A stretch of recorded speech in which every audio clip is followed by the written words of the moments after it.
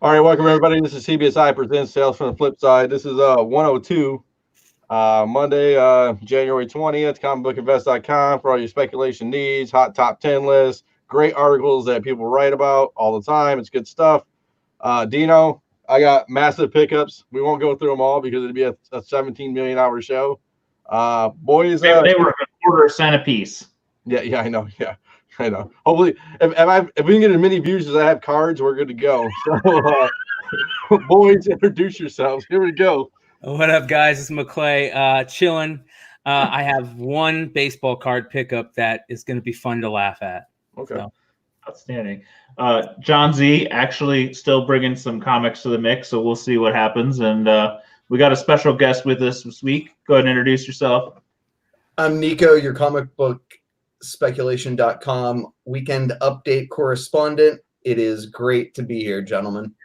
What's up, brother? Hey, wait, I'm super excited for this. I think you undersold yourself. You've been doing in your own interview show that has had some pretty solid guests. Yeah, I'm pretty excited about Nico Time. It's on the Comic Book Wars. Got a new logo, thanks to our boy Emiliano. Yeah. What up, man? Out of the kindness of his heart, he made that for me. It's a fucking good logo, dude. It's a good logo. He's good at doing that shit. I'm always impressed. We met in Baltimore, and he's just one of those genuinely good people. He is. You know what I mean? Like, just I'm forever impressed with the kind, decent people that I meet in the comic book community. For all of the crybaby antics from people online when you're out at shows and in convention halls. There's like a shared purpose within our community that's it's pretty sweet. But yeah, we've been doing really well with grabbing guests on Nico Time. Let's see. We've had Steve Borock, the CEO of CBCS, Dinesh Shamdashani, who produced both The Witcher and the forthcoming Bloodshot film, representatives from Heritage, the Comic Book Fiend Club. We've just gotten word that we're going to have the legendary Rob Bruce, that will have Mikey Sutton, who is one of the big scoopers of Hollywood, MCU, Time Warner, casting, whatever scoops. I don't really understand how to describe it, but he's one of the big boys, and somewhat well known because of his relationship with the podcast Lords of the Long Box. We had TiVo from the Lords of the Long Box on, and a number of other people. So it's been a lot of fun. Thanks for having me. That dude is an eclectic collector. That Rob Bruce guy. You guys follow him on Instagram? Absolutely. Yeah, he's eclectic. I like that. Yeah, my understanding, and I may be wrong about this, I think he produced Comic Book Men with Kevin Smith. Yes, he did. Which is pretty sweet. Yeah, so I really like, the idea of being able to talk to producers. I didn't get to talk too much with Dinesh because there was so much else to talk about like the intricacies of what that means. But hopefully Rob and I will be able to do that. Yeah, that Dinesh one was pretty crazy. I was really, really stoked to see that. That was big, a big name at a perfect time. Did you get Brian Weedman from Heritage on your show? Mikey. Oh, no, yeah. Mikey Halpern's a buyer there, and he talked a lot about how he goes and buys books, what he's looking for, does a lot of I met the guy, and he pulled the trigger on some books so fast that I couldn't even figure out whether or not I could afford them, and he is writing a check for them. That show was enjoyable to me just because he is just freaking. I don't even know the word. Just going full steam. Yeah, I follow. The only reason I follow Bryan on his IG's Heritage Comics Creator. I follow him a lot. I mean, he posts books that you don't see. Like he's like, yeah, here's a Phantom Lady at a 4.0. I mean, you see that once in a while, but he's got some books on there. It's like, wow, big hitters. And it gives you enough time to raise the capital to maybe make a play on them. Yep. They do a good job. It's like, you'll see this in 6 months. And I'm thinking I could sell my car. Yeah. I mean, he put that Marvel Comics up, that 9.4 Marvel Comics that went crazy. He put that up on his IG. It was crazy. So, yeah.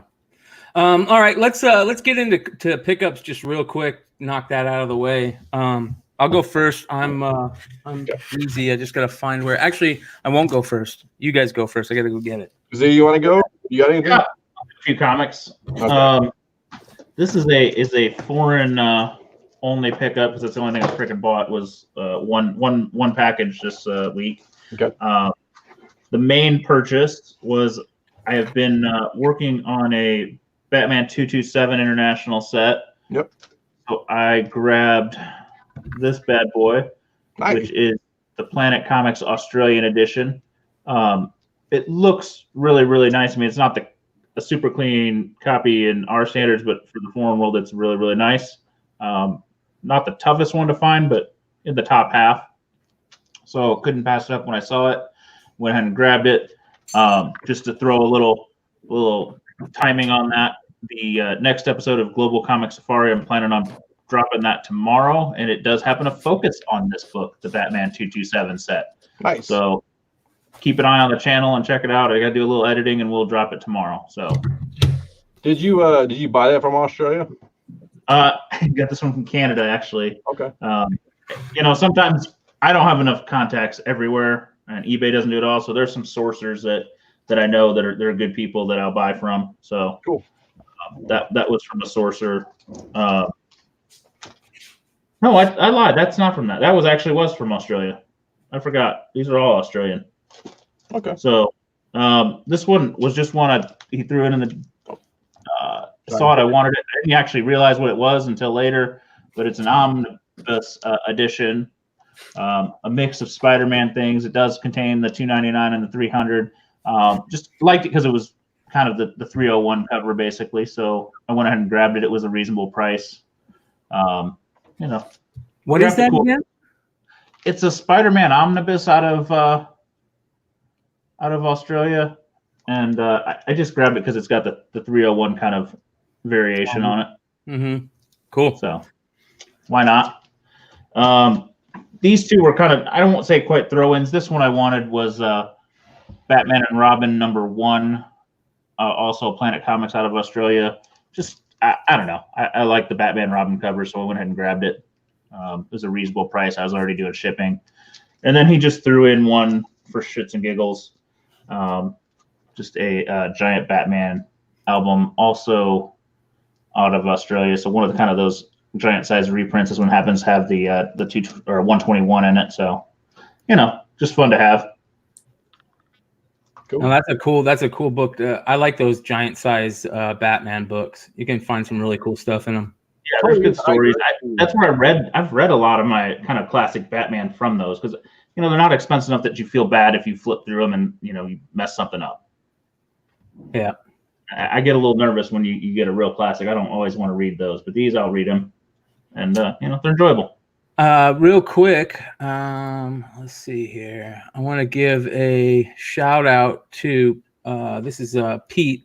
Hey, Pete, brother, if you want, if you can go to, I think there's a StreamYard page. If you look up how to get StreamYard on Facebook or get the okay to show your picture, if you want to have your normal picture up here rather than Facebook user, you can do that. And then whenever we see you make a comment, we know who it's coming through. But if you're okay with just saying Facebook user, we're good with that too. We know it's you. Thank you, brother. Yeah. All right. So here's what I went to go grab. I'm sorry, Z. Are you done, brother? I'm done. Sorry, I got sidetracked. I'm making a deal right now. So if you see me distracted, that's even working better. on a deal. All right. So this is kind of funny. I don't even think it's his first baseball card, but it's his first Bowman. And I talked about this card because this was the first baseball case that I opened when we started doing baseball stuff was the Bowman Chrome stuff. Yep. And it had the Tim Tebow rookie in it, or the first Tim Tebow card. Yep. So I saw this on eBay. It's the purple chrome refractor numbered to 250, but its actual number is 001. You got the bookend of it. Nice. Yeah. So it was $20. It was like $25, I think, total. So I figured, why not? It's kind of funny. There'll always be, super Christian Tim Tebow fans out there, I imagine. And God forbid he ever does break it into the big leagues, that card could be worth some money. So, but for $20, yeah. Yeah. So, but it's funny because right as I got it, I had just gotten done watching the Phil Hughes one where I forget what he's opening up a bunch of group break wins that he has. Yep. And I think he's talking about a Tatis rookie that he's really on to. I know Tatis. It was like 1 out of 250 or it was 1 out of 7. And he had like the 250 or out of 250 or the 1 out of 250. And he's like, yeah. And if you put eBay 1 out of 1 on those, you're a douchebag. And I was like, thanks, Phil. Thanks for ruining my whole idea. I want to get Phil Hughes on the podcast at some point. Yeah. I'll go next. Let's see. I got a comic. I do have a comic. Let's go. So I bought a Swamp Thing first issue. So not too shabby. It's kind of weak. It's kind of broke, but I mean, where'd you get it? A super secret place I don't want to tell everybody. That's even better. A honey hole. I mean, people know me. I mean, I'm the man of the internet. I found it on the internet. I use the interwebs and use the interwebs. I pay with that internet money, and then I'm going to. So I made another deal. There's my cat. I made a deal for some baseball cards. A lot of baseball cards right now. So I won't go through them all. It's like 50,000 cards. So, and they're no hitters. There's no hitters, man. Yeah. Well, you haven't gone through them all yet. I got a Topps Turkey red card. Hey, like we were telling you before the show, that's one of the things that is worth taking a $150. David Wells Blue Jays card? This is garbage. $150 run at something like that to pull out. You never know. There could have been a stack full of Jeters in there. A stack full of 52 Manals. Who knows?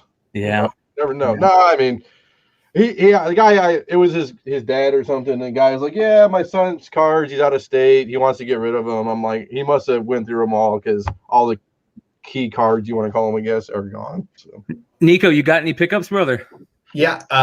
Now, for the record, this is not what my normal week looks like. Okay?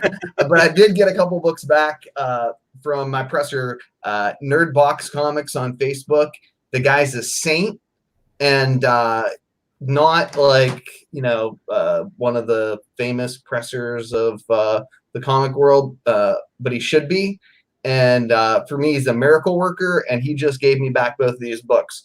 So this one had a non-color breaking subscription crease. Holy cow. And it was a 4.0. Wow, that's CBC beautiful. 4.0. And you can faintly see it, maybe. Can you see it? Not at all. All right, well, I swear you can faintly see it, okay? Yeah. Now, this one was the CBCS 4.0.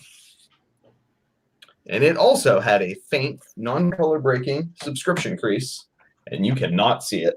Okay, like it is gone like the wind. How cool is it to get a book from that age that even has a subscription crease? Some people probably are into that shit.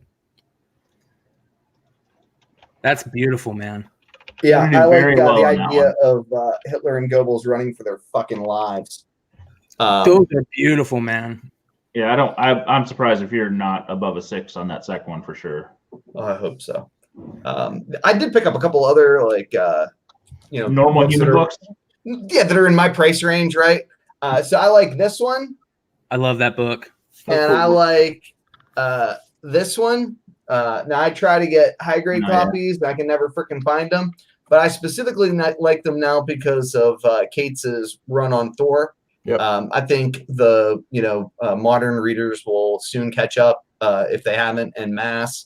And there'll be some attention on those 2 issues. And I think it's like 162 or 3. I can't remember. I've always the cosmic Marvel has always been my bread and butter, and so those are 2 books that I always look for, man. Always. Yeah. Those are great books. Those are like Galactus got more of appearances in those Thor books than he did in Fantastic Four, right? Those are his origin issues, those 2. And I think I think he's coming. I think we'll see Galactus and then Secret Wars on the big screen. That now probably be like 60 years old and have a fucking walker by the time that story is told. But I'm okay with that. We're already living in like my childhood fantasy when it comes to TV and film. Yeah. You know, so that's neat. And I like, you know, that stuff. I'm trying to build a collection that I don't want to sell. You know, Yeah, books that I don't want to make. That's a great point, man. That's something that we should all kind of think of, right? You want to have well, I don't know, man. That's exactly. I'm glad you stated that because I'm getting ready to start a complete, you know. I don't sell. I sell everything. Everything's for sale. I want to have some books that I would never sell. Like some of you guys might have seen it, and this isn't. I'm not going to say his name, who it is, or where I saw it, but there's we are all part of, you know, these different Facebook groups and stuff. And on one of the groups, a guy had, I think there was a guy or somebody asking for a guy that made the comment that he had just gotten, you know, a terminal disease, and he has a Hulk 181 that he was asking people what their thoughts on were, if it would be worth more to sell it and put that money into like a Roth IRA for his son when his son gets older, or just give him the book. And one of the things that I thought about that was, you know, if that book is that important to you that you're thinking that, give him the fucking book, man. Make it have sentimental value for him. And that's the type of book that you would never sell. Right. Well, it depends how old this kid too. I mean, if he's 16 years old, you know what he's going to do? Just throw it on eBay and run. You know what I'm saying? If he's old enough to understand it, I mean. Here's the thing, though. If you give him a book that becomes a personal connection item, he can't sell it. Yep. And then if he needs the money, it's going to, you know, tear him apart to do it. Yep. And if you just put it in a Roth, then it's money that is money. For the record, those kinds of very human questions that turn comics into something more than like dollars and cents and numbers, you know, that's the kind of stuff that the reason I think we all got into comics, right? The attachment we had to books, the magic we once felt. And, you know, that's the stuff that like collecting is made of for me. I think collecting, for a lot of us, a big part of it has to do with memories more than it is money, because as I found, like a lot of other people have found out, that sometimes it's harder to sell stuff than it is to buy stuff, and you just end up with a lot of shit, you know. But at least some of those books you bought because, you know, they made memories, or somebody gave them to you, that you know, like Nico was saying, somebody that dude giving a book to his son that not only has, if he has to sell it later on, it will have value. That book will always have value, right? The question is it going to have more value than stocks or whatever? Like Joe said, I don't know that anybody can predict that. I just am looking at it from the exactly. What's your purpose? Are you looking to give him something sentimental, or are you looking to give him something for his future? But that and that has dual value, right? That has sentimental value, and if he's ever hard on his luck, you know, and he's got to sell it, you know, for whatever reason, you know, maybe his daughter needs the money for life altering something, you know, it will always have value. But how much value, right? Is there a crash coming that's going to see Silver Age and Golden Age books take a major hit? I don't think so. Yeah, so I know John's familiar with this, but much of the reason I got back into comics, you know, is a sentimental reason. About a year and a half ago, my brother died unexpectedly, and my buddies were trying to drag me out of the house, and my one buddy Zach was like, "Dude, let's go to Comic-Con." This is a couple months after my brother had passed, and I'm like, "I'm not going to fucking San Diego. Are you out of your mind?" And he's like, "No, dude, Pittsburgh Comic-Con." And I was like, "Oh, you're comic book stupid." I was like, "Is this about some girl?" And he's like, "How'd you know?" And I'm like, "Oh my God. All right, I'll go." So I went, and you know, one, I saw like books that I used to stockpile, like Tech 880, that were just through the roof. And I'm just like, wow, didn't see that happening. And then 2, I talked to a guy who owns Capital City Comics in Columbus, Ohio. And I was like, oh, I used to buy comics from Capital City when I was a little kid. And he's like, my shop hasn't been open that long. I'm like, no, the distributor, before Diamond had a monopoly on the market, Capital City out of Columbus, there was a warehouse there. They did, direct market sales. I had subscriptions to comics, and I got like a bunch of local retailers to kind of pitch together, and I turned newspaper money into comic book money, and they kind of trusted me because I was, like 12, 13 years old. They didn't think I'd run off with the money, and they could yell at my parents who just didn't really understand what was going on anyway. And he's like, oh my God, I remember you. You're George from George and David's Comics. I remember asking your mother once, like, about, X, Y, and Z at a retailer thing, and she pointed at you, and you're just like, some weird little 12-year-old kid, like, what do you want? And I was like, I got to get back in. It's over now. And it's kind of been like a thing for me. I just have great memories associated with what I did, in my childhood with comics with my little brother. And I think a lot of people have similar experiences, whether it's with a parent, or a group of friends, and that plus the general nostalgia is like the perfect recipe. Yeah, I agree 100%. I think that makes stories like that make collecting even better.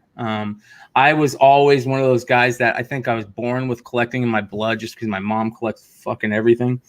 But one of the reasons that I know a lot of us do it, that also has the sentimental value like that is, it's easy to remember when we were kids, when life was so much fucking easier. Like you're saying, it reminds you of, growing up with your brother when you were just, all your worries were comic books. And I like to say, all your worries are what cereal you're going to have Saturday morning and which fucking cartoon you're going to watch. Right. Yeah. That's why that's one of the reasons that we love not only comics, sports cards, action figures.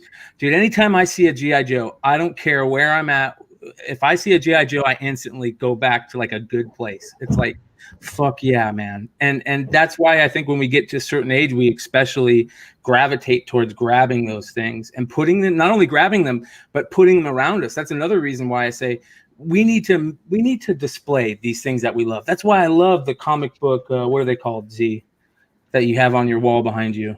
The show? Well, they are the collector mount. I happen to have one standing. The comic collector mount is that'd be 25 cents, somebody. Yeah, you guys need a residual. Yeah.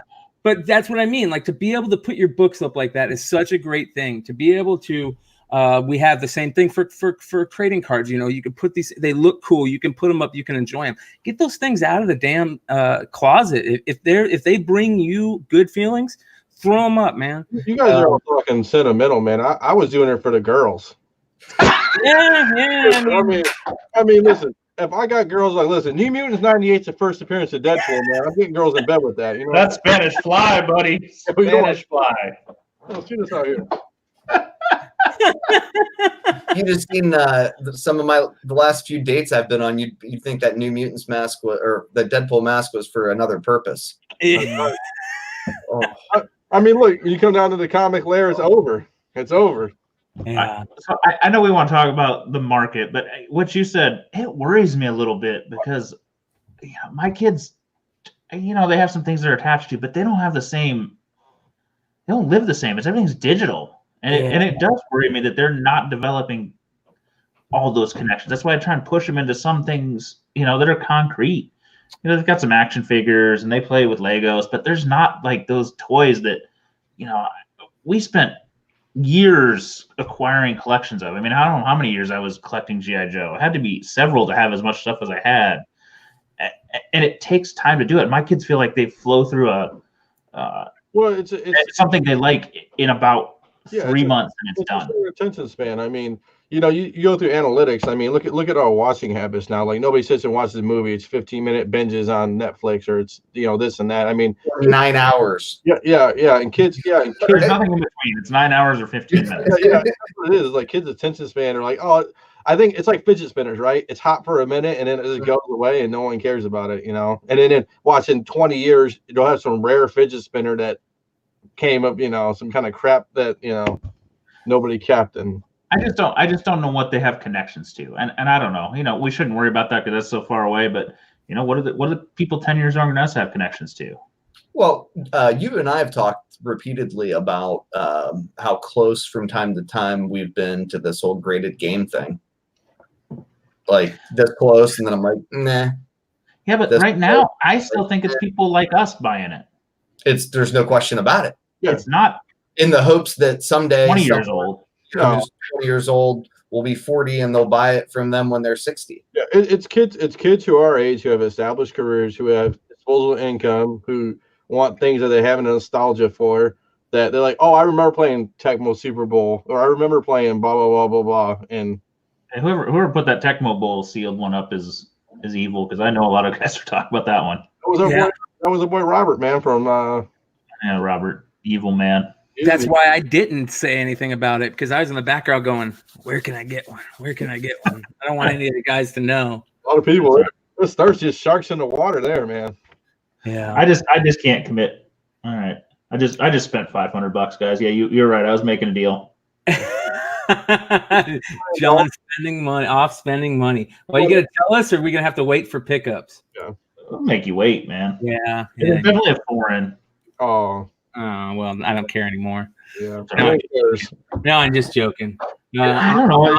That stuff. I think that I'm in it because it's giving me a thrill to hunt back, because some of this stuff it's about how much money can you spend. I'm in your boat, dude. I got in for the thrill, right? My cousin got me back into comics, and he's like, "This is a list, the golden list of books that you need to find."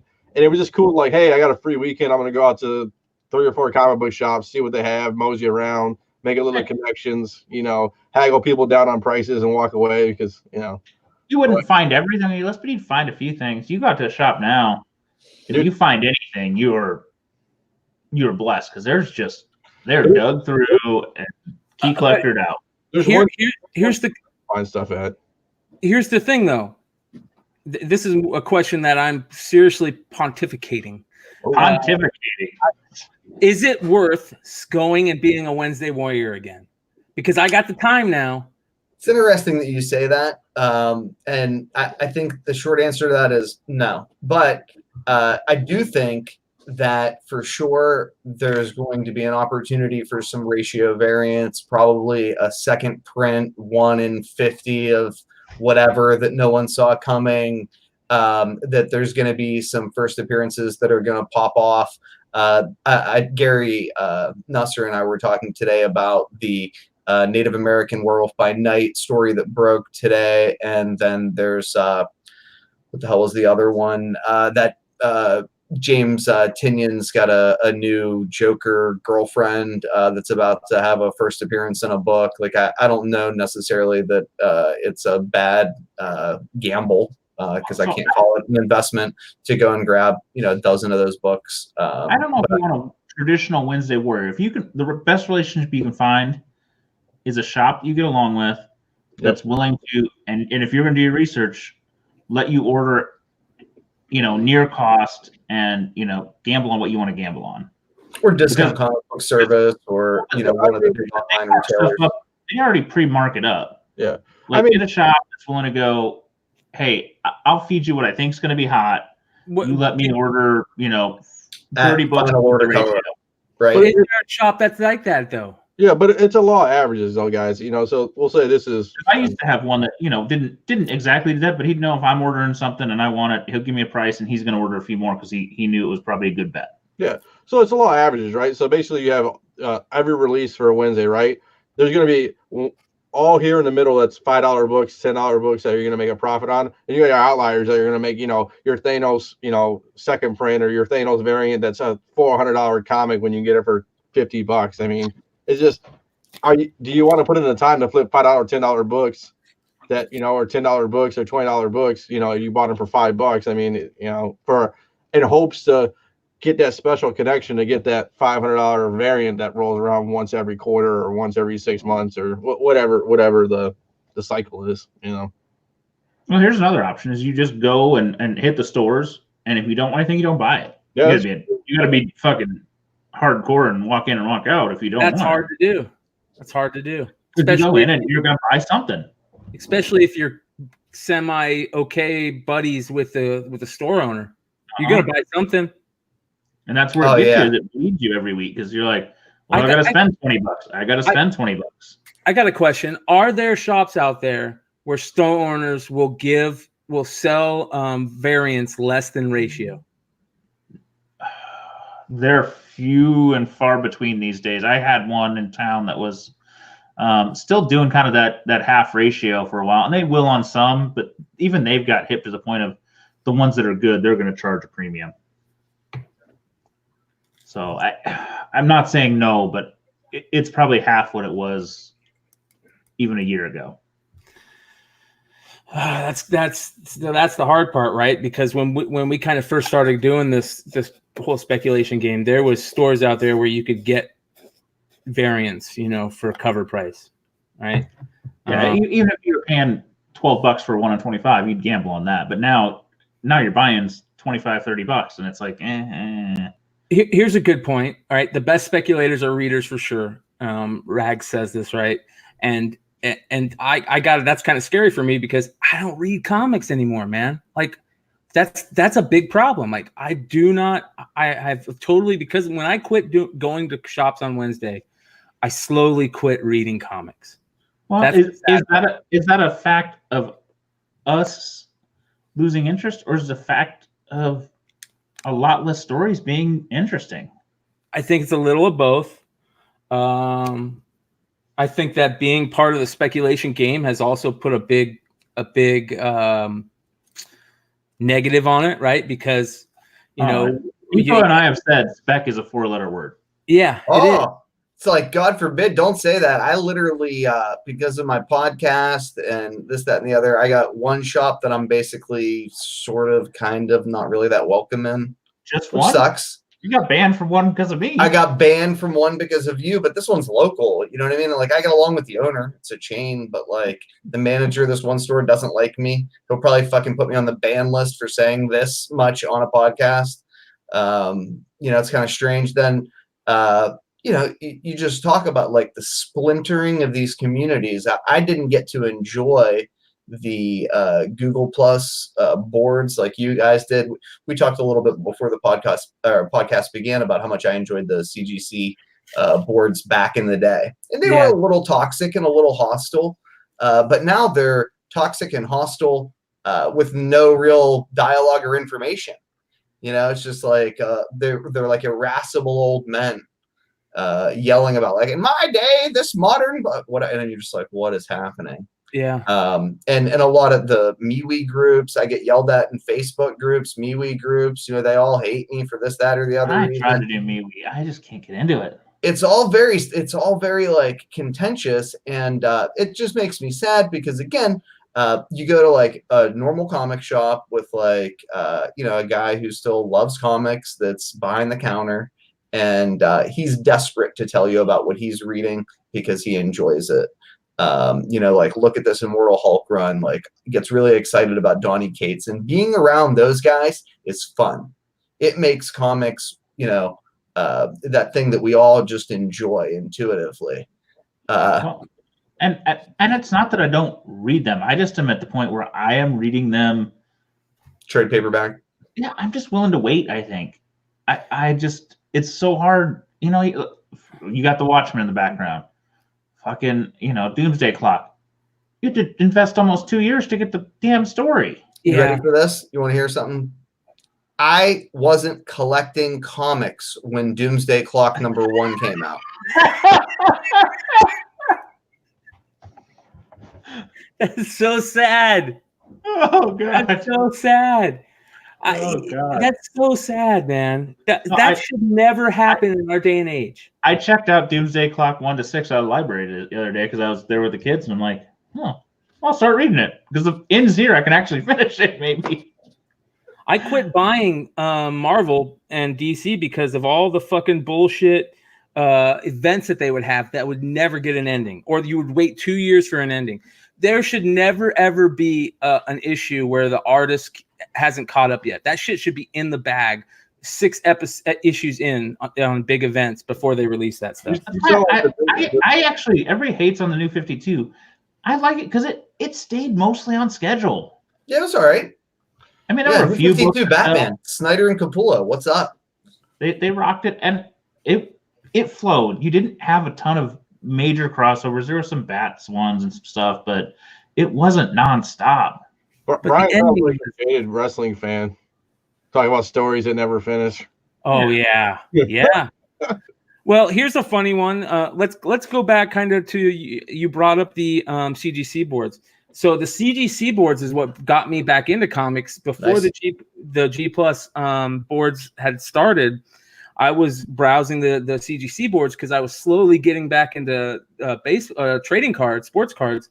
You know, like Deno said, I had gotten an income where I could spend some extra money on stuff that I enjoyed. And I was like, I want to get those fucking baseball cards, those football cards, you know, the Joe Montana rookies, the Wayne Gretzky rookies. I want to get those Lemieux rookies that I could never get when I was young. Now I want to get them, right? So I was on the PSA boards. And then I'm like, I remember I went to a little card show like Deno goes to now, where it's like 20 dealers, right? Like at a DFW hall or something. And there was a comic guy in there, and that's all he had was comics. And I was like, fuck, I'm gonna go look through the comics. And I remember I pulled out, you know, some like early Jim Lee stuff. And I'm like, how much are these? He's like $1. And I'm looking at him like $1. I'm like, dude, if I could buy these for $1, what can I sell them for? Like, are these still worth money? So I went to the CGC boards. I remember back then there was a couple threads on the CGC boards that were so fucking good that were the G Plus boards in a nutshell, kind of, before the G Plus boards got really good. One of them was, if I remember correctly, it was like, what are you finding on garage sales, like flea market finds or something like that? And everybody would post what they're finding at garage sales, flea market finds, whatever, and then kind of say what's going crazy. And then there was another one that was the eBay. What's selling hot on eBay? The modern comic. Yeah, that was I love that one, dude. It was greatest. There was some major drama that broke out. There were some funny motherfuckers, and there was a lot of info to be had. A lot. Well, and that's kind of the key, right? Like now there's so many different sources for everything. Everyone's so angry. It doesn't matter what's like right, wrong, or indifferent. If like this group says A, this group says B, you know, and it just becomes so personal, like violent, like bizarre, and you're just like, what's happening? What's that, John? Doc Joe had the comment of the day in my opinion. I'm gonna flash it back up there. Yeah. Yep. $100 a week on, he says $100 a week on comics isn't a big deal. $100 a week on spec is insane. And getting back to what you were talking about, Nico. You guys were talking about the threads, the garage sales and the eBay. Yeah. I don't even know if you guys were heavy active. Deno was when the G Plus pickups group was. Yes. Tim Walker was my hook and sinker, man. Walker. Well, listen, I was a little fish in this whole thing. Oh, we were nobodies, man. Remember that back in the day? No, but I remember back when G Plus was showing the number of views your profile had. As a little fish, I had over 1 million views of my profile, but pictures because of that freaking thing. Trade was pushing 5 to 10 million hits because people were watching. What were these guys picking up? What were they pulling out of shops, and why were they doing it?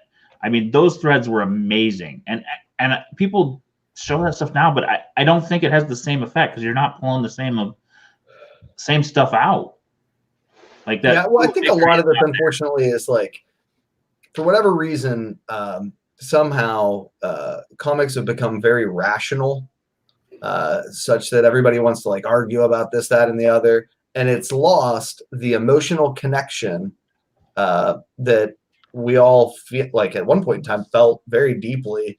And, you know, and I think it's why when you look at some of these like super cool covers from, you know, Guadalajara or wherever, you're like, that's awesome. It's why, you know, when like I see things that I've never seen before with my own 2 eyes that I've only seen like in a book, I'm like, so maybe I could sell a car. Or, you know, right? Or like you pull out like some random book at a garage sale. It just gives you that thing. But like not that I don't enjoy, like, good Lord knows the article I write is all about like GPA and number of copies sold and this, that, and the other, and it becomes highly technical. And I don't think that there's anything wrong with that. But it's not an alternative. I mean, to lose the emotional pizzazz is to lose comics. Well, 95% of my buying is online, whether it be through, text threads or somebody like that I'm talking to, or guy I know, or on eBay. Like, me going to a store, it's not that I won't ever go, but it's just like, it's disheartening a lot of times. I'll take the kids, like, hey, you want to go to the shop and buy some toys, buy some dollar books, look for some sharp covers. That is fun. But to go and like go dig the bins and think you're going to find something cool, it's not. I've kind of got back to the point of, if I'm going to shop, I'm going for the act of enjoying looking at all the stuff, but I'm not going to expect I'm going to, pull anything great out. Well, my shop's turned into an auction house. So they have tons of keys in this like warehouse at my local comic shop.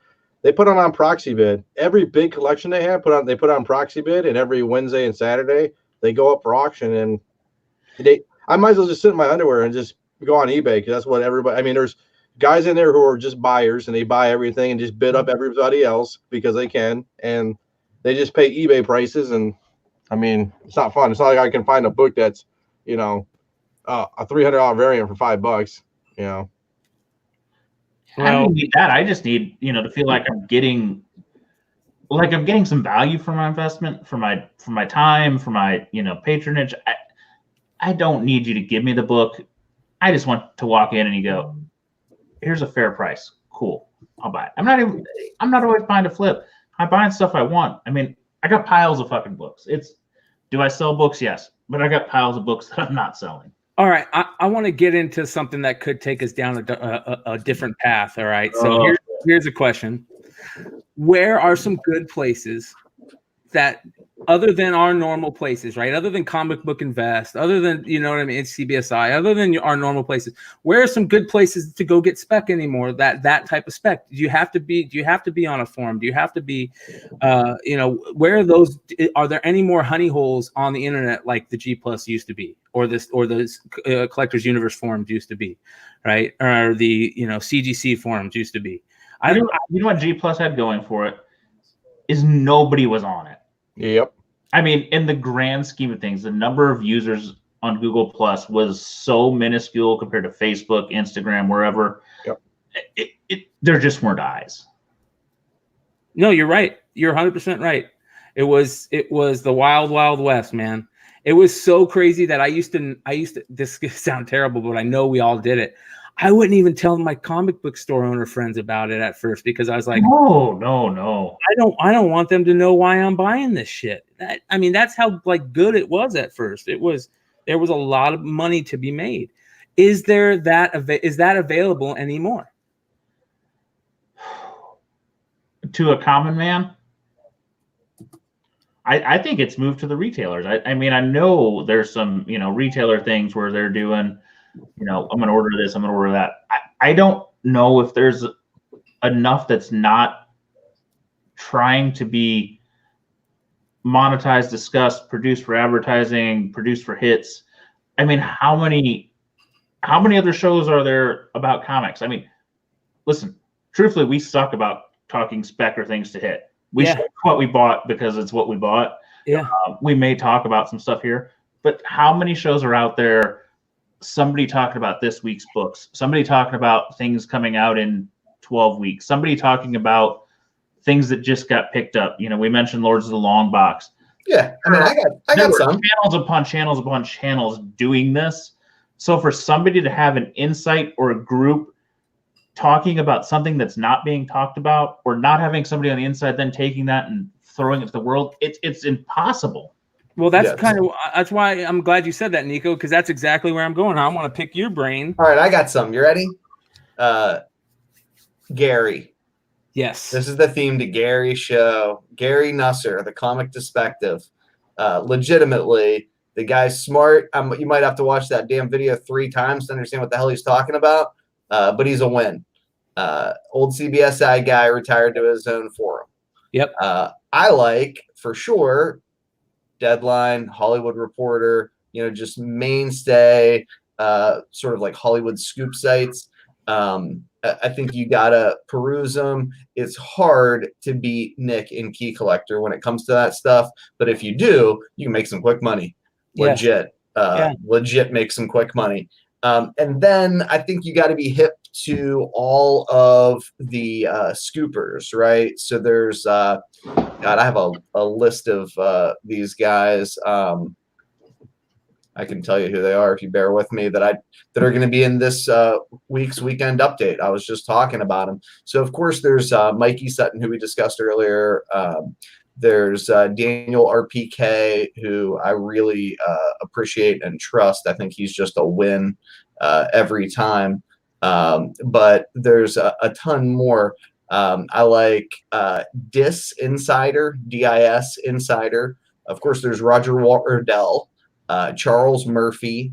I'm trying to remember. If I could open my thing, which I can't find, I could give you more names, but the point is, like, I think you got to be hip to all those guys. And I'm not suggesting that, one is better than the other or that all of them are necessarily correct.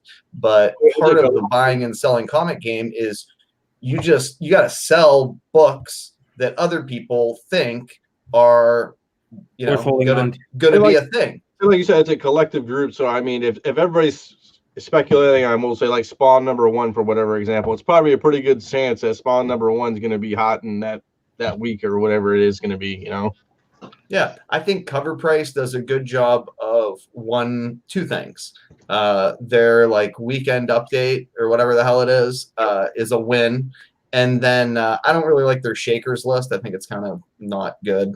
But they tell you how many books were sold of a bunch of different things. And that's priceless information. Ever tried counting books on eBay? It sucks. Plus, they've got other sources, which I think is real strong.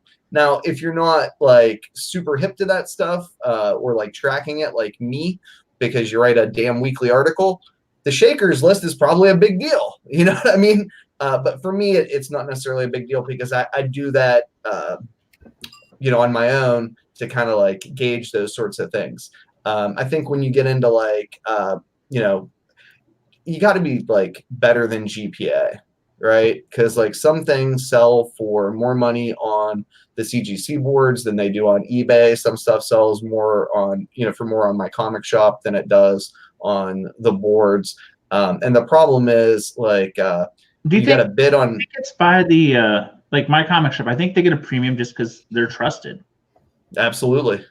And dude, they're tough on raw books. But like their auctions are legit. They bring big prices in their auctions. Now sometimes things go for less in their auctions than I would have ever dreamed possible. But I got I'll say I got a bunch of books right now there, or we got a bunch of books, whatever you want to call it. But I'm waiting. If things don't sell, I'll sell on the April auction, and I'm sure going to make more money than eBay. Oh yeah. With the fees, once you take out fees, now taxes and shipping and dealing with returns, don't have to worry about all that, man. So, no, yeah, and I think I've always said, I'm going to sell a big book. I've sold some on eBay, but I think I'm at the point where I'm going to sell them through one of the houses just to mitigate risk. I'll take the 10% hit off. Who cares? Don't deal with it anymore. Send me my check, man. Don't deal with the 90-day fucking eBay returns and all that. Just giving me an ulcer. I think the other thing, and John, you and I talked about that. Just think of the not refunding the seller the fees for a return.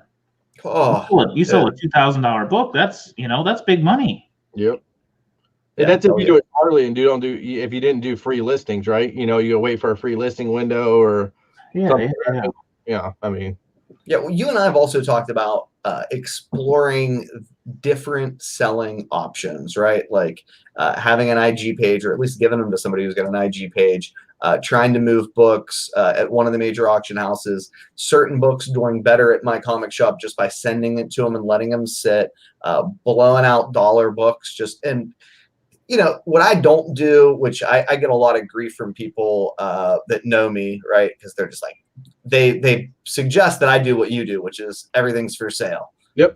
Because to some extent, it is, and to another extent, it's not. But if I was really good at it, right? If I treated comics like people treat actual stock market investments, yep. then I would sell every single book unless I would buy that book at that price. That's what I did, man. I mean, that's what I did. So I always thought of everything's for sale in my mind for the right price, obviously. Like that. I go back to the story, and I know people are going to think I'm a repeater, but like Batman 121, I had a 3.0 or 2.5.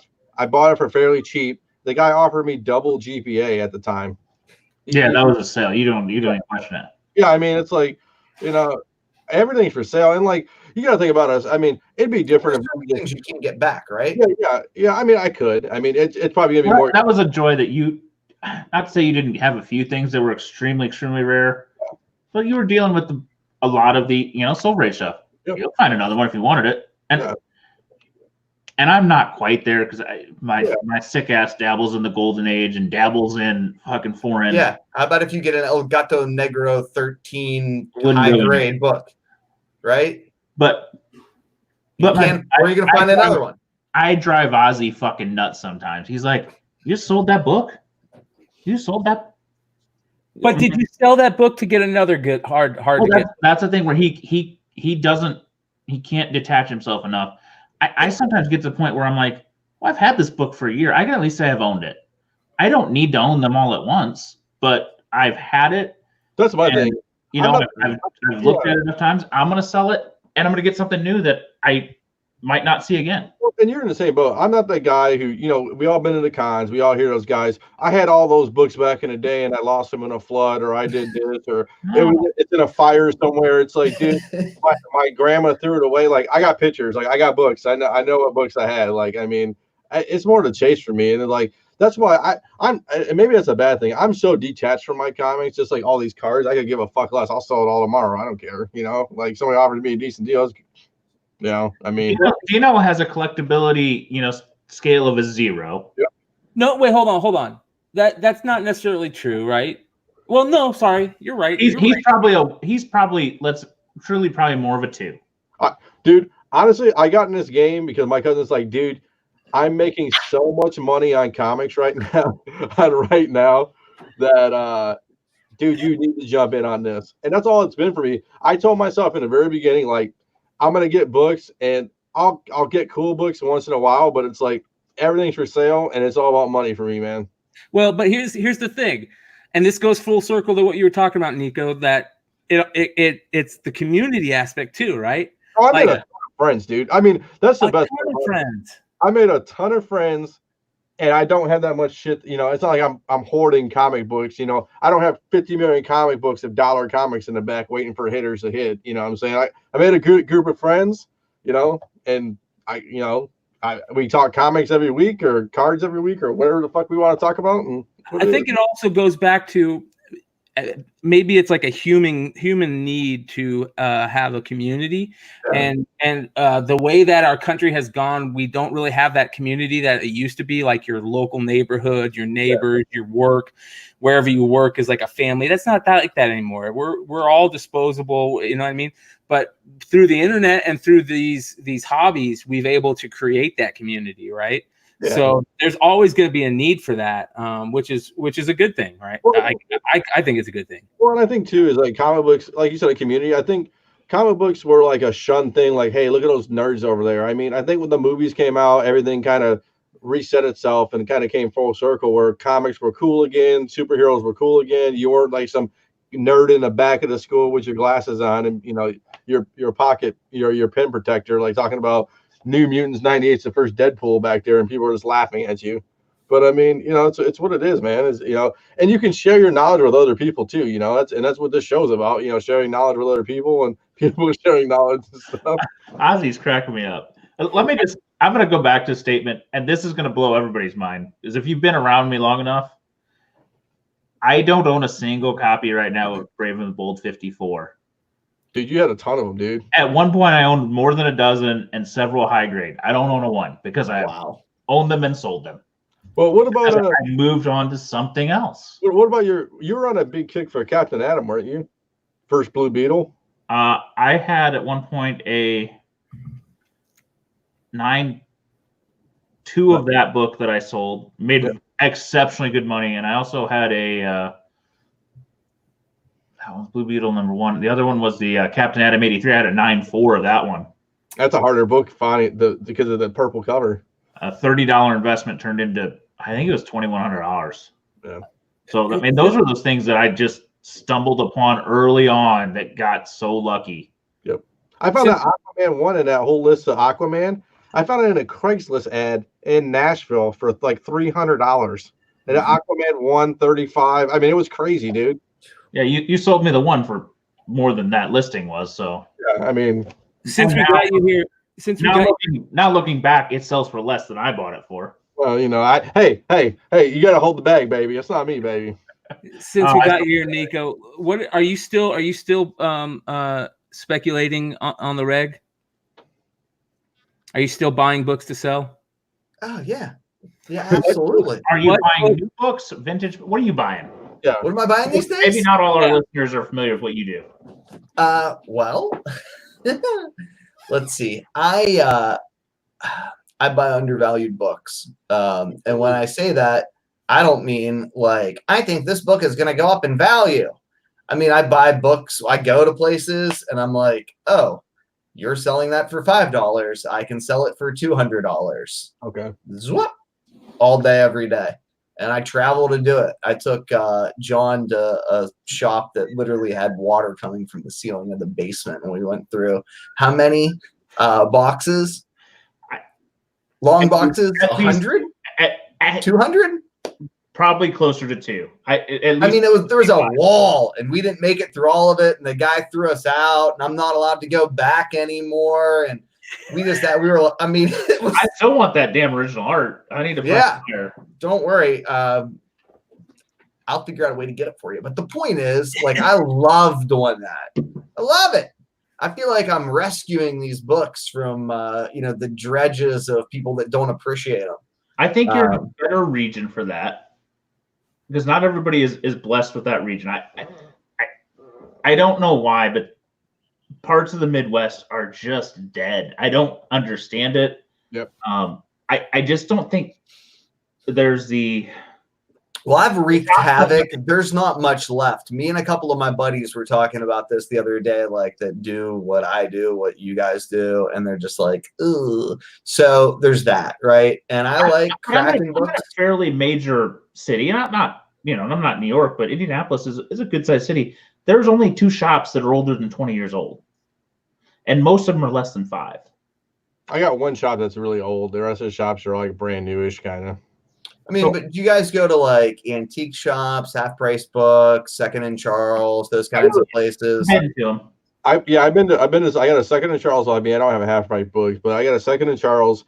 I went there one of the first times back in like when we first started this thing and murdered it, and then they never rotate stock or it's right. It's an hour and a half away, so it's like it's a haul. Like I got to get there, Well, if you follow us, by that I mean me, although Jimmy, God bless him, does do a little bit on our IG page. I was at a Second and Charles in like Maryland, I think. Mm-hmm. Like a moron, I went to some broke ass shop in Maryland that wasn't a nice shop in Baltimore, and I was real like just butthurt about the experience. And I'm like, Second and Charles. Oh, look, because I'd never been to one. And I saw on the box that they had literally seized it. It was like, I don't know if it was like drug dealer or like white collar criminal or like whatever comic boxes. But I was like, oh.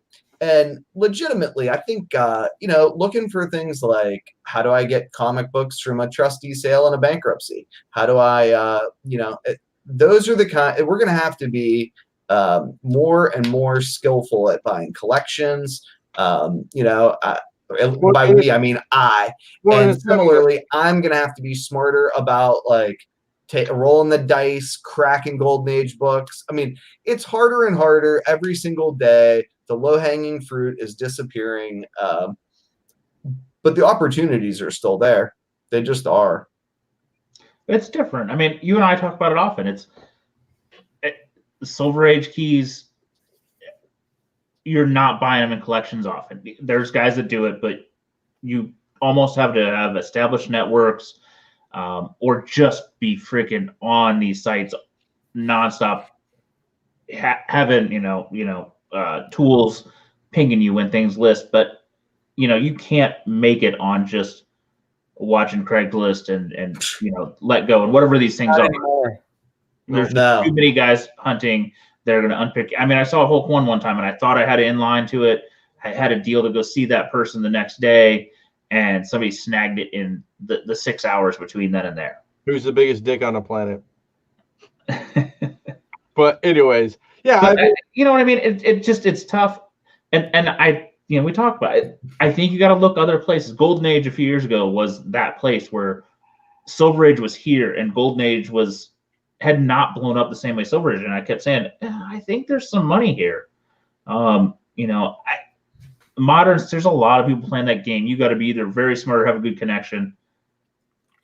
I've always played the off the grid stuff. You guys fuck with me for circus comics and westerns and romance stuff. I made some money there. I'm chasing it somewhere new. Well, nobody understands. I think you're chase it there. I still like Copper. I still like Copper Age stuff because there's a lot of stuff that hasn't hit the media. Yeah, and I think your foreign editions, foreign language editions, which makes more comfortable calling them that, for the record. Yeah. But anyway, I like it as a play. I do, but my fear, again, and we talked about this privately, is that you're going to be 40 years ahead of your time instead of 10. If you're 10 years ahead of your time, or 20 years ahead of your time, you may have generational wealth from the collection that you're amassing. But it's interesting. It's real interesting. I also don't gamble money that I need right away, I mean, yeah. Z's in the Gray Sports Almanac, Back to the Future section. Dude, for real, right? Yeah, he is. It's going to do very well here, or you assholes are going to be like, why do you have 15,000 fucking foreign books that nobody's ever going to read? Well, it's contingent upon globalization, like reduced xenophobia in the United States, global economic trends. And I joke and I exaggerate a little, but not a lot on those issues. And the other thing I think that's fascinating is in a market, a modern comic market that is very much cover art driven, how the hell does that not appeal to other people? I mean, the books that you showed today were gorgeous, strictly from the cover art. And similarly, how does it not appeal to guys like Deno who want to hunt, like hunter-gatherers, out there just wanted to spear the big cat, right, and find that book that nobody's ever seen. We talked about the one that I'm closing the deal on, right? Elvis in a sombrero spanking a girl's ass who's showing her panties off. That's a cool book by any measure. Hey, that's why I'm glad you brought that up right there. I want to give a big shout out to Matt Roybal. Who hooked up the sale for me. Thank you, Matt. Dude, he got me into my favorite niche market of comics, and that's these super disturbing foreign variants that I want groups you can't join on Facebook because you get on some lists you don't want to be on. I declined. I want to be on Global Comic Safari. I'm calling it out right now, Z. I want to be the guest when you guys talk about those books. Those books. We can't show those on. We're gonna get blocked from. Definitely not gonna be allowed on YouTube anymore. The channel will die. There's like a fucking guy pulling apart a baby and eating. I'm like, what the hell is this? Anyway, there's some stuff on there. Matt sent me a link to a group. I read the name and couldn't even join. Real quick, I want to shout out Comic Book Invest. There's been some really good articles this week on comicbookinvest.com, so make sure you guys go check it out. It's just some really good stuff. The Walker Report this year of Peach Momoko was good. But real quick, what I want to talk about is for those of you guys that don't know, let me do this here. There's another really cool website. Where the fuck is it? I'm worried where you're going. Yeah, you know right where I'm going. So there's another cool website that's out there called Toy Informer, and I just want to shout it out real quick because I'm gonna be using this website quite a bit here in the short future.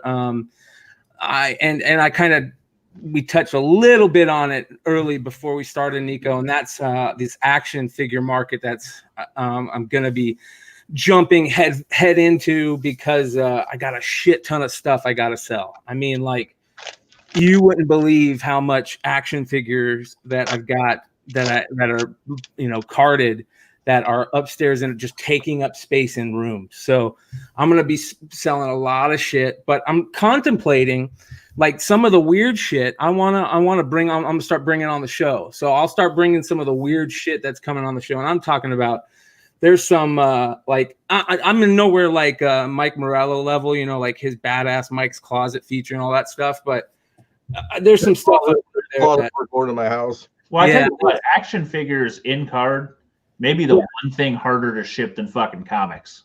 Yeah. I tried it once and I thought, man, I ship comics all the time, and I shipped it better than I thought I've ever shipped anything. It's still damaged, and I'm like, just keep the damn thing. I don't want it. Yeah.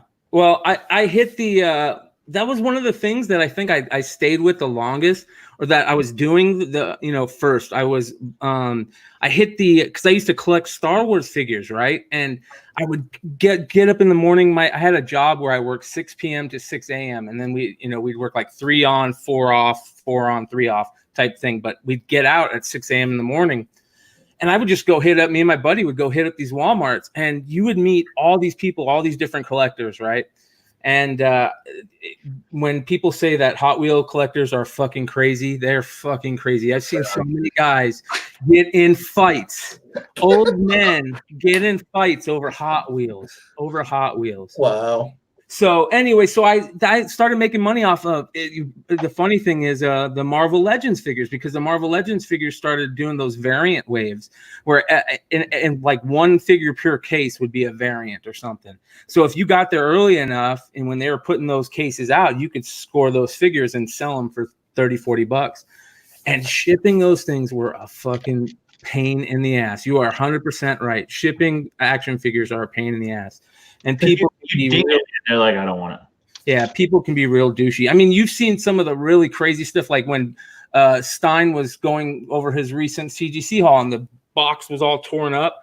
You do that with action figures, you're done. You know what I mean? So I triple boxed this motherfucker and bubble wrapped it, and it still just took a bump and it hit that plastic enough. You know what's really scary is that some of the, like, there's an action figure that I used to chase, and it's back when Star Wars first came out again, the second Power of the Force run that they did back in like 96, 97, they had this special Luke figure that you could only get at the first screening of the re-release of Return of the Jedi in the theaters. And it was a really cool figure to get. There's only a couple hundred of them, right? But now when you buy them, when they send them through the mail, they're so old that the bubble falls off the card. Oh, man. So, and every figure is like that. And so that's got me thinking, like, what's going to happen? There's a lot of figures from that run that probably used that same setup, that same glue. So a lot of those bubbled cards figures could start falling off here shortly. My buddy claims the rubber bands disintegrate on Storm Shadow. Yep, G.I. Joes. So here's another thing. It's funny you say that. So I was going through one of my tubs up there. I got these big fucking tubs. I pull out freezer bags full of G.I. Joe parts. I mean, just top halves, bottom halves. You know what I mean? Like, just freezer bags full of them. So I looked that up, you know. All those G.I. Joe figures, those rubber bands, those are like 40 years old now. I mean, think about that. They came out in 83. I remember, Ozzy will talk about this probably, when my old man brought home new rubber bands to replace the guys and fix them when I was a kid. I thought he was a fucking god. We're like, wait, we can fix these legs that just fell off? Yeah, you just need O-rings. You can buy that. Yeah. Yeah, he had little fucking replacement rings. And we were like, this is amazing.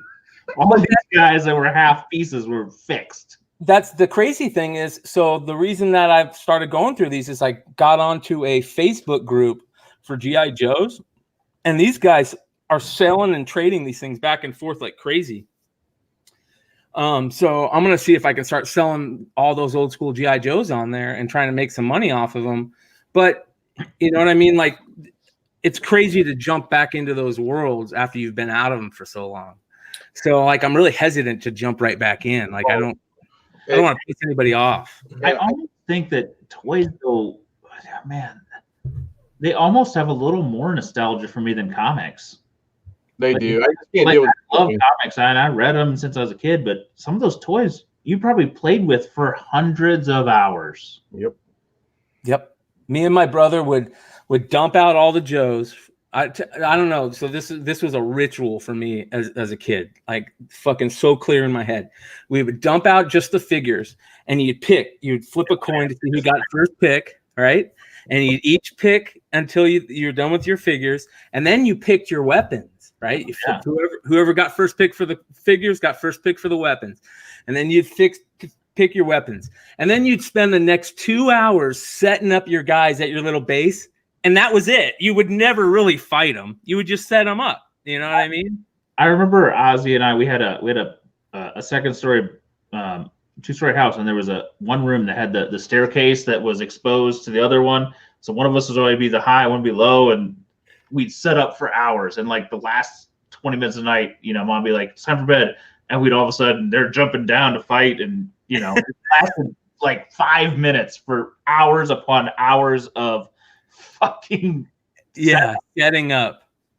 And I watch my kids, and there's this ritual they do when they do play with toys of setting up and wanting to set these intricate things, and they're like, "Come play," and I'm like, "All right," and like the play is 5 minutes, and I can't. It's hard for me to tap back into those memories, but they're doing the setup, Yeah. Yep. Well, they don't have. I don't think that's the sad part. As I think that we grew up in a time. Like the kids that grew up from like 83 to like 96, right? Yep. Like that grew up in those years had by far the best childhood when it came to toys and technology. You know what I mean? The technology was coming in just at the right time where it didn't take up all of our thought process. No. So we also had cool fucking toys. I mean, the action figure that we wanted to fucking play, but you only got a little bit of it. Yes. You got Carmen Sandiego instead of the fucking, instead of Pornhub. You know what I mean? Like the kids nowadays, they have everything they want in front of them in a cell phone at 6 years of age. Whereas, I still play with GI Joes till I was 12. Could you imagine a 12-year-old playing with fucking action figures nowadays? Not going to happen. No, I mean, the only toy that seems to have they play with action. They play with real guns, not action figure guns. Yeah. I'm going to tell you what. The Lego wave is dead, but the Lego is the only toy. They're so expensive that a 5-year-old to a 12-year-old still will do, and some kids are beyond 12 that really get into it. But I mean, it's still universally acceptable, I think. Yeah, I'm going to teach my kid how to do CAD so he can become an engineer. And for the record, Legos are super expensive to ship. Yep. Now, I never did any of that, but I'm friends with enough parents because I'm old enough that I should have children of my own that are old enough to have these kinds of concerns.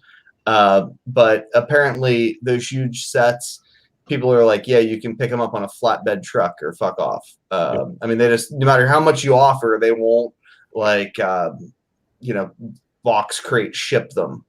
And I don't know what that's all about, but that's like a universal gripe that I hear from people trying to buy those like real big, expensive Lego sets. So, I don't know if they're going to be a good investment. I'm like just the displays. It's you know what I'm talking about? Kids have played for years. Yeah, those look. Hey, Lego sets are worth spec. People spec on Lego like crazy, man. I don't know if they do anymore, but there was a while where I remember when it first started getting crazy. My buddy had we like I said, we collected Star Wars shit, and this is back when they started doing the Star Wars play sets, and he had the first Millennium Falcon, right? and he never opened it. And one day we were just sitting there like, dude, you know, a bunch of stoners just sitting there like, dude, that would be fun to put together. Like, let's put that together. And he's like, nah, it's worth some money. I think it's worth some money. And we're like, we convinced him to fucking let us open it and put it together. No. And then he saw how much it was, right? And I think it was selling for like $600-700 at the time. Okay, that's better than I'd feared. That's still bad. But I was afraid you were gonna say that's like $2,000. Oh. So there, and you know what's funny about that is I happened to see there was a list on Toy Informer about the coolest, some of the coolest Lego sets that are out right now, and it made me want to go walk down the Lego aisle. Last time I was in Target, I was like, you know what, I'm gonna go fucking check out the Lego aisle. I'm gonna go see Yoda, man. They wanted like $100-200 for it, man. There's a guy in town who's been like the Lego guy for a while. He used to have Lego, like he'd host a party for your kid's birthday and that kind of shit. Like he's been the guy, and I got talking to him one time. This is probably 5 years ago, so take it as what it was. But at the time, he's like, the Simpsons house was huge. It wasn't because people wanted to build the Simpsons house. It was the color and style of bricks that were predominant in it. Because some of these guys that are buying it not to build what you want, they're buying it to build their own creations. You know, these guys are serious into these, you know, the things you go to the museum to see. Some of these guys are building those, and there's only certain sets with some of these pieces. And if you can get into that world, you're like, oh. They did New Year's Eve, and they had a Steve Harvey bust out of Lego. And then Rob Gronkowski spiked it into the ground. Well, but I mean, there's certain Harvey's from West that are Virginia, everywhere, but there's certain ones that are not. Here's Deno. Was it was somebody, I think it was in one of our chats where somebody posted somebody was selling a life-size Lego version of Mario. Oh wow.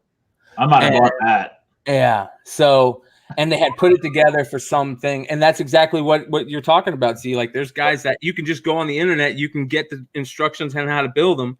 You hit up the Lego website that sells just certain colored bricks and certain 2x1s, 4x7s, whatever. You buy them all like the internet tells you, and you can put that shit together. You don't have to go buy them at your local, you know. No, but some of the pieces to buy as individuals are more expensive than if you can get the right set. Really? That's what he was trying to explain to me, is like some of these pieces in the set are what you need to get to build what you want. Wow. Either they're very specialty pieces, or to buy them as individuals was more than to buy them as a set. So here's what I want. I want to get to the point where with the 3D building that I can make my own G.I. Joe. I want my own G.I. Joe. Like I want it to look as much like me as possible. Well, I know Funko does it, so G.I. Joe can't be far behind, right? Seems reasonable. It's not a big ask. Right. Give the man's own G.I. Joe. Just get a wig and go to Build-A-Bear, and they'll hook you up, man. Yeah. Fuck. Hey, my experiment failed. I was gonna ask you of weighing packs, because this was a lesser pack, and I hit a Chris Sale memorabilia relic card in there. All right, before we call it a night, we got to talk about this because this is genius, bro. And you got to open a couple of these while we do it. Yeah. So I weighed some packs, not at the store. I'm not that guy. Phil Hughes, big up to Phil Hughes. So these packs were 2.47. These packs were a little heavier. So I was sitting there, and I just randomly opened up two of the lighter ones to see if I was bullshit or not. Now, I did pull this card, and it's actually a thinner card. It's not like a normal relic card. So I did get a memorabilia card out of a lesser pack, but I'm going to pull some of these heavier packs, and let's see what we do. So I'll talk about what Phil Hughes did. So here's what Phil Hughes did. He while Deno's opening these, he kind of talked about it. He bought a bunch of these special series Topps baseball sets that you can only get from Topps.com. They're called Topps Sapphire. Correct. And they only make like 120 of each card, but they also have autos and there's one redemption card in there. And so what he did is he bought like 100 boxes and took every individual pack and weighed them. And he proved that the certain packs that weighed heavy had either the short numbered parallels or an auto in the pack. And it was crazy, man. It was unbelievable. But the craziest part about it is he goes, that's not even what I'm looking for. He's a big Fernando Tatis guy. And the Fernando Tatis card for that set is the redemption card. It's the only redemption card in the set. And it's for this special Fernando Tatis parallel auto that you can only get in this set. And he's looking for the short pack because he's saying that would have the redemption. And that's the only card he's chasing. And he's chasing it to try and get that one pack. What's the short pack? That means that card would probably weigh less because the redemption card wouldn't be the same stock as the autos or the base cards. So it will weigh a little less than everything instead of being heavy, right? Because the base cards are of a certain stock and thickness. And then when you get an auto, they're at a bigger stock and thickness. So if those weigh heavy, if a pack weighs heavy, that means you either got an auto or a parallel card because their stock is thicker. If it weighs less than the norm, you know what I mean? That's he's thinking that, or it could be a security, yeah, or it could be a security thing. Yeah, he's looking for the one that is weird because it's the redemption card. Because he's saying the redemption card will weigh less than all the base cards, and of course the heavier stock ones, right? Because it's just a paper that says redemption. It's one of these right here. It looks just like this. These corners are fucked. Yeah, because they're fucking those fat packs, man. They use blank dead redemption cards too. That's interesting. What do you mean? I hate that we have to ask like this because there's the delay, but that's interesting. I would wonder if that means that blank dead redemption cards. I don't know what that means. Does that mean just the ones that are already past the date? Because I think Top still will give you something for those, right? If you're out. Oh fuck. Well, no, I guess yours are fine. Sorry. If you don't have it hit, it's a year out. Yeah, they'll give you something. So here's a good example. I was talking to my uncle. He's in the cards too, kind of. He got a relic patch that didn't have a jersey in it. It was like a blank relic, and he's like, that's kind of weird. So he sent it in. I can't remember who it was. It was who was the old Cleveland Indians catcher? Yanni Gomes, right? So it's Yanni Gomes, and he's like, well, we don't have any Yanni Gomes stuff. You're not going to get a chance. So do you want to take a chance of getting another person? He's like, I guess I'll take the gamble. They gave him some no-name bullshit player first card that was not as great. So you're right. You're right, Yanni. That how could a super short print weigh? The only time a super short print could weigh different than a regular pack is if a lot of the super short prints are refractors, right? And the stock that they print refractors on is heavier than the base. That's the only time I could think a super short print would weigh different than a regular pack. So this experiment's not going that well. You haven't any comics, y'all. We were talking about comics. I'm sorry. I don't understand what any of this stuff is about. I'm gonna have to watch it on rewind and take notes. Well, Dino's just trying to. I'm gonna have to ask Yanni what these fucking abbreviations mean too. Like, hey, what's an SSP? Yeah. So Dino, what's an SP? How's the laser cutting going? I have not retired yet on my trimming scandal. So no.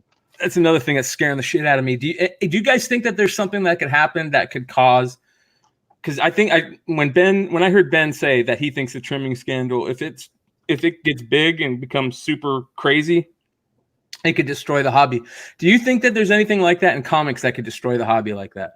Well, all right. So I'm going to point back. Nico had Steve Borock on. Yep. And he said, I mean, catching is an art form. It's not simple. You asked him, can you just lay it on top of another copy of the book? No, it's not. It's not that they're trimming, 16ths of inches. They're trimming just small pieces. And there's ways to tell, but he even admitted 99% of the time they catch it. But there's people that are so good that it's really, really tough, and they may not. So I think a card is easier to cut than a comic just because it's not just the trimming that's could kill the hobby. The problem is like Yanni says, trimming is already proven. It's happening. The problem is that the biggest sellers in cards, like on eBay, like this Probstein Cards and Pre-War Card Collector. They're like the two biggest consignment guys on eBay, right? And it's these detectives within these forums, on the PSA forums and the blowout forum. Sorry, not the PSA forums, the blowout forums mainly. If I'm wrong on this, I apologize. I'm new back into the hobby, so this is me like reading old shit. But on the blowout forums, there's these guys that are literally detectives, and they're proving that these guys, these big consigners, are buying from trimmers and selling them and making record profit, right, out of these cards that are proven to be trimmed. And and what the scary part that's happening is now they're starting to show that the third-party graders are part of it. They know these cards are trimmed. And if they can prove those third-party graders are part of it, FBI, right? I was going to say, yeah, people are going to prison. Yes, big time. Yeah, so, we're going to a federal prison, too. Yeah. And like you do 80% of your time in federal prison. Yes. You're going a long time. And that's what Ben is saying. Just think about that. Criminal enterprise, 20 years. You watch it, like it's be all bad. It scared the piss out of me because here's where it scared me, right? A lot of these trimming of these cards, they're trimming. I had thought it was just the older cards, right? Some of these cards that you could, just go for millions, which they are. They're trimming them. The 52 mantle, yeah. So they're trimming those cards, but they're also trimming new cards. This is when it scared me. I read a thread where this guy proved that there's a guy that has bought all the raw cards, or if they were already graded but graded low, and the raw versions of this one Connor McDavid card. It's a Connor McDavid Young Guns rookie that Upper Deck went and held back from the initial run, waited a couple years, had him sign like I think 20 of them, and put them in newer packs, right? So you could buy like a pack 2 years after his rookie year and pull one of those 10 cards, And so this guy cornered the market on them and trimmed them all and got high grades for them. And is selling them. So 50% of this card that is out there are ruined. They're fucking ruined. It's proven that they're ruined. That's heartbreaking, man.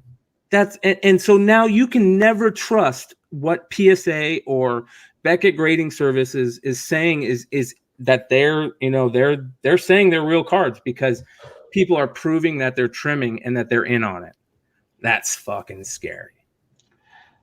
All right, so Yanni just talked about too, but I do think the comic, CGC, CBCS try to prevent, because we've seen restorers and people that were very, very good get kicked out of being able to grade CGC. Like they've taken some steps of people that are doing this, just you're out. Well, look, dude, they're not stupid, right? I mean, they get it, as Dennis is saying in the live chat, and as anyone with any sense appreciates it, although I may disagree with Dennis to a little bit, or at least want to make one distinction. To the extent that there is not legitimacy to standardized grading, there's serious problems within the hobby. Serious problems. And I think that the guys that are in the upper echelons at CGC and CBCS have to appreciate that the integrity of their product is their number one commodity. And I think the admission by Steve Borock that, like, hey, look, we're not perfect. Sometimes we make mistakes and don't catch it. And his discussion about a specific scandal that happened at CGC where he was head grader and some trim books slipped through was a real honest and vulnerable moment. And I really appreciated him talking about that. For the people who aren't familiar with the history behind it, that was a big deal, but they cleaned up the mess. And I think people who love these books the way we do. So tough to tell. Micro trimming. Yeah, absolutely. Because like macro trimming, you can figure out real easy. You put one book on top of the next. Micro trimming, you need like eagle eyes and a lot of. And you won't even dream about talking about trimming because you couldn't tell it. There's Yeah, been 15 years that like I fucking couldn't tell it if I tried.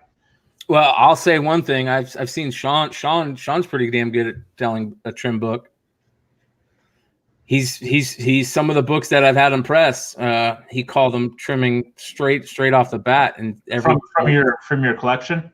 Yeah, from my buddy's collection that he walked me to. I mean, that goes 60s and 70s and wherever they did whatever. It was a wild fucking west. Yeah. And so a guy who's like, I've had this for 30 years, it still might have been trimmed because they've been doing it before then.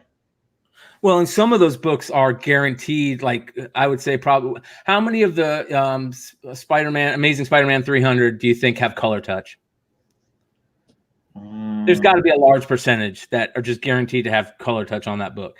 I don't think color touch is coming as trimming with that book because they had that overhang. Yeah. I'm 50% on this. I got a Acuna short print. Nice. Ooh, nice. Bo Jackson insert on a heavy pack. Nice. Bo? Yeah, Bo Jackson. But it's send me the Bo. I'll send you. This is how rare is that Acuna? Yeah, it's pretty rare, I think. And then I got out of the same pack, I got a golden Verlander out of 674 out of 2019. Hey, real quick, throw up that Acuna. I'm gonna grab my my book. So this is a rare Acuna, and how you can tell, so everybody knows, there's, I don't know if it's actually going to show. It's pretty hard. There's like numbers at the bottom right down here. So this one says 1967, and on regular cards are 1910. So 67's a number. And that's from the 2019 Series 1. Yep. Wait to derail the show here, Nico. Real quick before I think Nico froze. Yeah, it looks like Nico froze. If he comes back, I'll if he wants to remove himself and whatever, he can come back. But if I see him come back, oh, there he is. All right. One thing I do want to say before we get into this craziness is fucking Yanni has got the one of the best all-time avatars. Do not ever change your avatar, because when I see that avatar, I know who I'm talking to. That thing is like across every genre of places on the internet. When I see that damn avatar, it's like, oh, Yanni, nice. All right. Oh God, Nick L, did you just drag us from sports cars to Magic to Let's go. God damn it, Nick. Well, I talk about my kids. Probably that's the generation between me and my kids that we're missing, is this Magic the Gathering shit. Magic the Gathering would be on for kids. You want your kids it probably is halfway between my kids and I, so I don't know. You want your kids never to grow up, just buy Magic cards. They'll never leave your house because they can't afford it. Magic the Gathering. Nick, I love you, my brother. Well, the funny thing is, sorry, I'll say it again. We're going to end the show here after this short bit. But one thing is that, we were talking about in a chat about the Pokemon cards, those first series Pokemon cards. Those things sell for big bucks. Yep. Yeah, I screwed up bad. I mean, real bad, leaving a ton of them behind. And my buddies this day will never let me forget it. Not only did I not take them, I told him like, fuck Pokemon. And yeah. Is that card number 1, Deno? Yep. It's about $50, probably a $50 card. Got it. Bang. $3. 3 or 4 bucks. Yeah. So the real quick on the Pokemon thing, that's one of the cool things that Phil Hughes did recently is he bought a Pokemon pack from the first series of I think it's the first series from Wizards of the Coast, like those first original ones. Yep. And he pulled a really nice version of a foil card. I forget the character. I'm sorry, I'm not big on the characters, but how dare you? Yeah. Terrible reporting. And 6-year-old would kill you. Yeah. And it was like those foil cards are really hard to get because they stick to each other, right, in the pack. And so when you pull them away, that foil relieves, and so it's very hard to get a perfect. And I think he sent it in, and it came back a PSA 9. And I think he said he was going to cut it out and send it back to see if he can get it bumped to a 10. And I think he might have got it bumped to a 10, right, Deno? Wow. Oh, yeah. I think so, yeah. So, I mean, that's like a $10,000 card right there. Man. Wow. So No, you can crack them open like you can crack CGC slabs. Oh no, he cut the foil off the card in front, or how did he get the foil? no, he thought it was one of the ones that has that problem of He avoided it. and he avoided it. His was good enough to get past to get a perfect card. How? Because the foil didn't come off. He got lucky and he cut the card out of the. No. Maybe that one was just released. Yeah, it just released. You said cut it out, and I got confused. Yeah, no, cut it out of the case. So he got it graded a PSA 9. So it's like he sent it CGC, and they got him a 9.6, and he said, "Fuck that, I think it's better." Cut it out and resent it in, and got a 9.8. So straight gangster. Yeah. So, but did he chew the gum? No gum. Ooh. No gum. Only Bryan does that. He was kind of mad though. He opened up some like really old pack. He's like, I guess I don't get any gum with this pack. Yeah. But I don't know. I don't ever chew that gum. But Nick Hart is gonna do that for us. I'm still gonna hold him to that. So, all right, guys. Definitely. Where can they find you, Nico? Where do you want to tell people we all know where we can find you, but Comic Book Wars Tuesday 9:30 on YouTube. Nico Time most every Saturday 9 p.m. Mikey Sutton this Saturday. Dylan Universe the following Saturday. I believe Tom Garcia has agreed to be on the show. I don't understand how Rob Bruce, God bless him, is going to be on the show. And, we've just got a lot of people who have really kindly agreed to be on the show. I believe at one point in time, our man Jon Z agreed to be on the show. Although we'll see if I can hold him to that. I'm waiting for you to run out of a good guest. There's just so many cool people in the market. Is Dennis Hayes the guy that everybody in Trends wants to kiss his ass because he's an amazing presser? I don't know. I'd like to ask him to be on the show to talk about Trends, just so that they'll stop bad-mouthing me in those groups. He seems very smart and apparently is like the greatest presser in the world. My presser, the guys from Nerdbox Comics, Keith and Sean, are going to eventually be on the show. They do like the small circuit. I've talked to some bigger dealers that want to be on the show. He says, no, I'm not an amazing presser. It's definitely him. I guarantee it is now. Yeah. Yeah, cool. I'll close it out. I got a Ronald Acuña 9 out of 10 insert card. The insert cards are actually number 2. So we're hitting. I at least know that much, and I don't know anything. I know that was a win. Let's go. I will say this real quick about your show. I think that you've found a really good niche, and that is you're grabbing a lot of the people that most of us want to hear from. So keep doing it. Keep interviewing the people that you're interviewing, man. You're really killing it. I have no idea how the fuck you're getting them, but keep doing it. Yeah. Neutral ground. You know what I mean? Like I just basically want to like hear what people have to say without judgment or whatever. And people have been very gracious to me, but I think hopefully one thing that we all share is a love for comics, and God willing, people will continue to feel comfortable coming and talking about why they love comics on Nico Time. It's a fair interview, and you ask good questions, and yeah, it's a good show. For anybody that isn't out there watching that show, or just make sure you're checking that show out, because it's a great show. Ton of good content over there. Just make sure you check it out. Thank you, my friend. Yes, fuck yeah. Also, you guys, let me get rid of Robert. Well, at least it's Robert that's up there for that. Yeah, Robert's okay. We're gonna do the 227 episode. I plan on dropping it tomorrow afternoon or evening, so check it out. Yes, definitely check it out. And other than that, thanks, guys, and we're heading out. I do want to say one thing. Nico's anytime he wants to guest on the show, he's more than welcome. Thank you. Then I'll be back. There you go. Oh yeah. All right, guys. I'm like herpes. You can't get rid of me.